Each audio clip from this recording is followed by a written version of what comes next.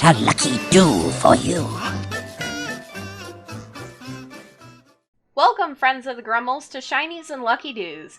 My name is Vasky, and in today's video, we'll be bringing you the second installment in our Legends series. In this series, we'll be diving into a number of legends from different cultures all across the game.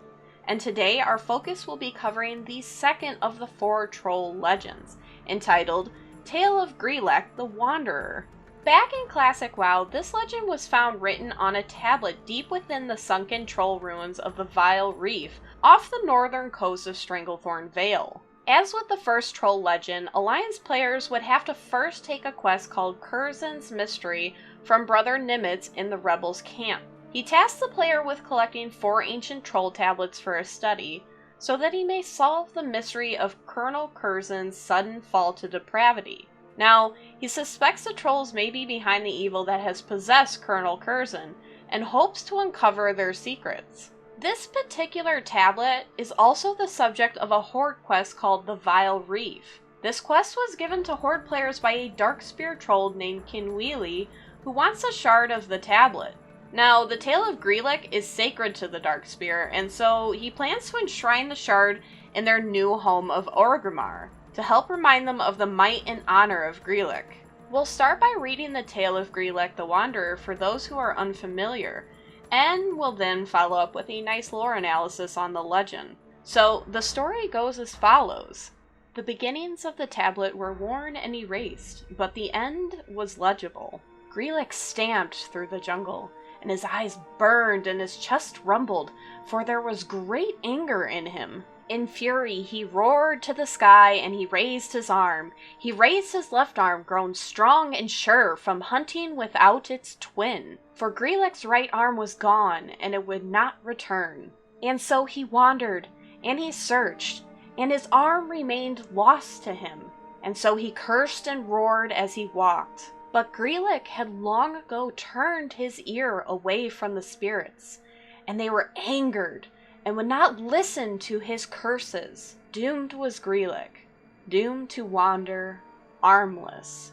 In the Tale of Gri'lek the Wanderer, we get a bit of a backstory on Gri'lek, a dire troll players can encounter in both the classic Zul'Gurub raid, as well as the Cataclysm Dungeon remake. In the boss fight with Gri'lek's ghost, he uses a move called Pursuit to fixate on a player, chasing after them and hitting them for massive damage.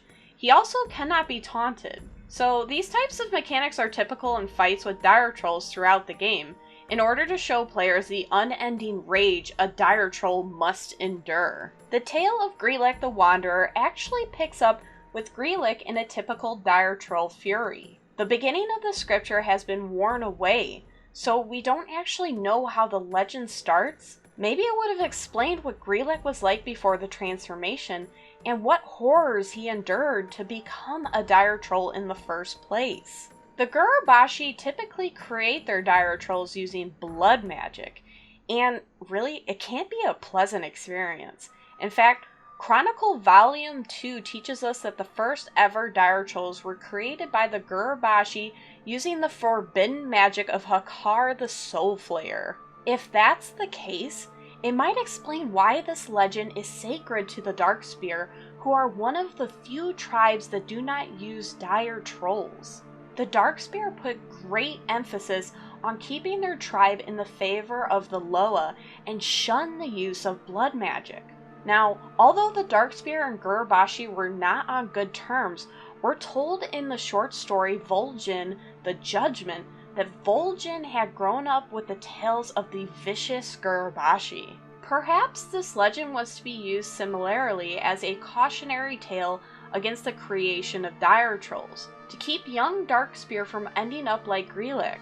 And if so, it would explain why Kinweely wants to enshrine the tablet shard in the Darkspear's new home of Orgrimmar. In Vol'jin's short story, he also explains that the troll's abilities to regenerate limbs and even organs is a blessing from the Loa. Gri'lek, however, had turned his ear away from the spirits, and they would not listen to his curses.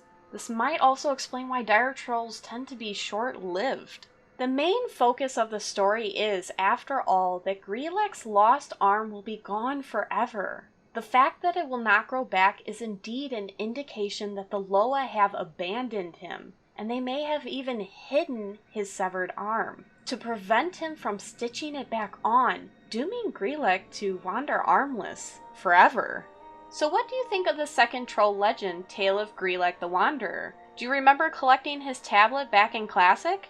We'd love to read your take on it down in the comments. We also have a Twitch, Twitter, and Discord channel where we chat daily.